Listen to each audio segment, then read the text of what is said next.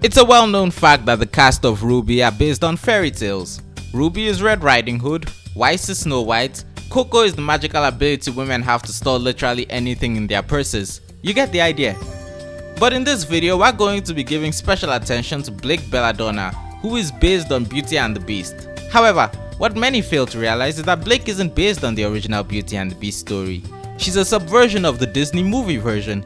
Because what no one has figured out in the years since RWBY first came out is that the show is secretly a piece of Neo-Gastonian propaganda, and it all centers around the character created for the movie, Gaston. Now, for you poor unenlightened masses who don't know, Neo-Gastonism is a revolutionary right-wing political ideology based on the beliefs of the secret tragic hero of the Beauty and the Beast, Gaston. Now, some of you may have heard what I just said and immediately scrolled down to look at the date this video was published, but I assure you, it is entirely irrelevant to the topic at hand. Neo-Gastonism follows a simple 3-point political ideology based on the tenets practiced by Gaston. 1. Women can't read.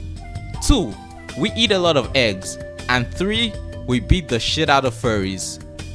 And this is so simple to prove that it's ridiculous because there is a character inspired by Gaston right there in the story, and her name is Yang Xiao. Now, before I explain to you why Yang is clearly inspired by Gaston, I must first dispel the immediate argument I'm sure many would have to discredit my theory.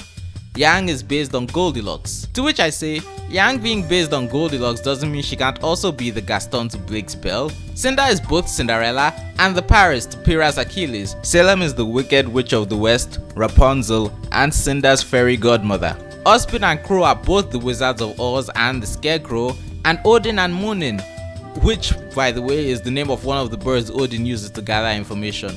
Roman Torchwick is both based on Alexander the Large in A Clockwork Orange and the Big Bad Wolf to RWBY's Red Riding Hood.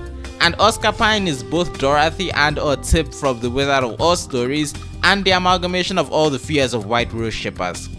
And to further prove my point, even if you want to say Yang can only be based on one thing, she's definitely more based on Gaston than anything else.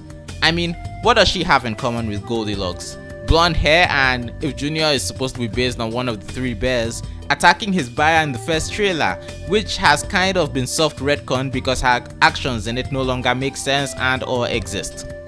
Now, Gaston, she has a lot of similarities with. They are both conventionally very attractive, they are both very confident. Yang's motivation to become a huntress is for the thrill, not unlike Gaston's own trophy hunting. They both have a scene where they tell Beauty to calm the hell down. It's all there. Gaston is the hunter to the Beauty and the Beast, and Yang wants to be a huntress. It's quite obvious. But then we must ask, does RWBY, and more importantly, Yang, follow the precepts of Neo-Gastonism? Absolutely. First, women can't read. What was one of the first things Yang says about Blake when she showed she would rather read her book than talk to her and RWBY? It's lovely. Almost as lovely as this book. Yeah, this girl's a lost cause. And consider this. When was the last time we saw Blake reading a book in the show proper? Exactly.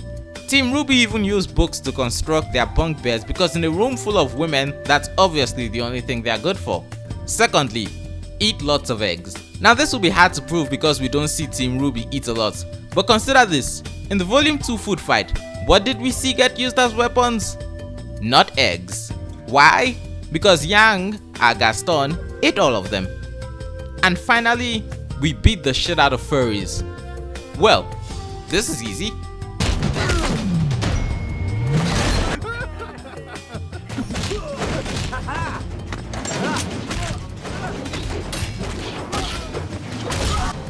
I think they're on the hook.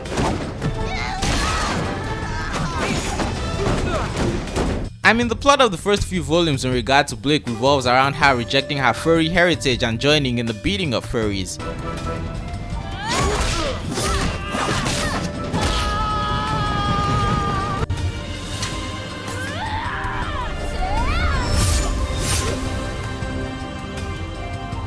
You can't get more obvious than that.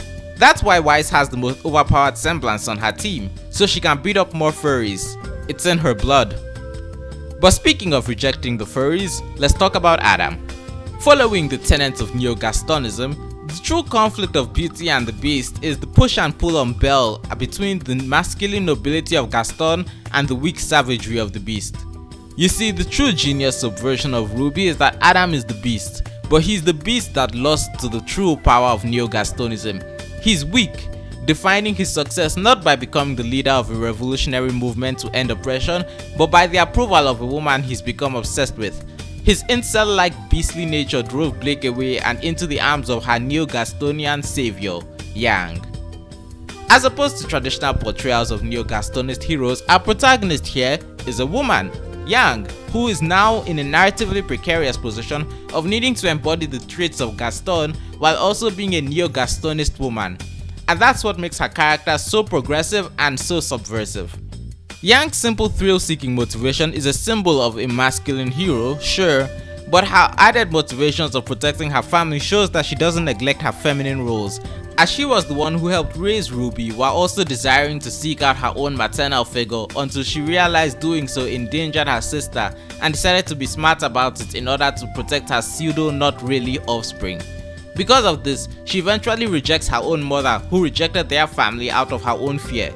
In this way, Yang both embodies the female attributes of Neo-Gastonism while representing its messiah, Gaston, who died for her gender studies degrees. While old Gastonism, in its rural French origins, was very geared towards traditional male and female roles, Neo-Gastonism is notably more gender neutral. But it's not Beauty and the Beast without the temptation shown by the torn Belle, or Blake, who must make a choice. Blake rejected the security and sanctity of her parents' home in order to become a camping terrorist with Adam, but obviously, she soon came to realize that it was simply too much for her and she never truly understood the nature of the Beast. The shift of Belle meeting the Beast before the Hunter means Blake is given a more neutral look at her opponent and already begun to avoid the Beast of the story, and Adam hunted her down for it. And Yang, in an attempt to protect her, loses her arm trying to go up against the Beast because she gave in to her anger and failed to remain calm, much like her predecessor, and also because even in the era of the Neo-Gastonian, she's still a woman.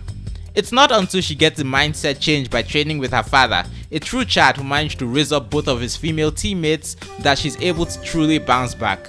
Meanwhile, Blake, shocked at the devastating blow upon her Huntress, runs away, finally deciding to return home for some stability. You see, because of all the books and ideas that had been allowed to fester in her head, Blake had bogged herself down with overly complicated ideas. Chief among them, her belief that her semblance, which allowed her to avoid danger, was a representation of her weakness and need to run, which became a self-fulfilling prophecy as she filled herself with guilt. What she truly needed was the outgoing, straightforward Yang to get her to stop overthinking things, because no good comes from that. Once she got out of her own head, she was able to build enough confidence to stand and fight. And so, when the Beast comes back, savagely trying to gain the attention of the Beauty that spurned him, the reformed Beauty and the female Gaston work together. The two women are able to truly overcome the war that was the Beast by working together and supporting each other, because two child lesbians are greater than one disappointing incel. That's just math. And so, unlike her failed inspiration, Yang was able to truly convince her Beauty that they had to do the right thing, and together they put the Beast out of everyone's misery. Justice. Gaston wasn't able to beat the monster that had imprisoned Belle and Stockholm syndromed her into defending him, but Yang was able to succeed in helping Blake move on from her obsession with furries, as seen as when, after they take back the White Fang, she leaves controlling it to her dad, who was still stuck in his furry ways, while she went on a trip with her friends. It's not like she could have taken part in that. That would require the writers to actually try to write a nuanced look at the topic of racism in Remnant. It would also have required that she help think of ideas to move past the racism of the humans, and that would only go against the tenets of Neo-Gastonism by implying it's a good thing for women to have ideas and think. It's not right for a woman to read. Soon she starts getting ideas, thinking. It obviously isn't. I mean, do I have to go over how terrible every one of the ideas created by the main characters throughout Volume 8 was again, as opposed to the relatively simple one Whitley, another member of the furry beating family, came up with after a few minutes of thinking? Check out the video linked in the card for more info. And I'm sure someone will probably try to undermine my last point by trying to say that it was Ironwood, a man, who ruined Whitley's plan, but that man had a woman as his second in command, a woman who eventually betrayed him no less. and decided that gaining RWBY's trust by giving them back the relic was more important than doing the smart thing and locking it in the vault. Clear simp behavior. Obviously, he wasn't following the tenets of Neo-Gastonism at all. I mean, have we even seen Ironwood eat a single egg? I rest my case. I had a lot of fun writing this, and I'm like 50% sure it's at least 80% coherent. But in the name of Neo-Gastonism, I declare it to be 100% right. And thus, on this day, April the 1st of 2023, I present my findings to you and reiterate that RWBY is a subversive and progressive take on Neo-Gastonist ideology. I will take your like and your subscription to my channel as payment for my insights. Thank you and good day.